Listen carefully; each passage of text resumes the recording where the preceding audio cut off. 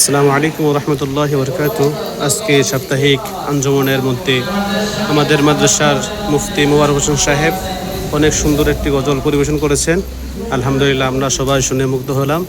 এখন আমাদের মেইন আঞ্জুমান শুরু হবে। আপনারা সবাই দোয়া করবেন, আল্লাহ তাআলা যেন সবাইকে কবুল করে। আসসালামু আলাইকুম ওয়া রাহমাতুল্লাহ।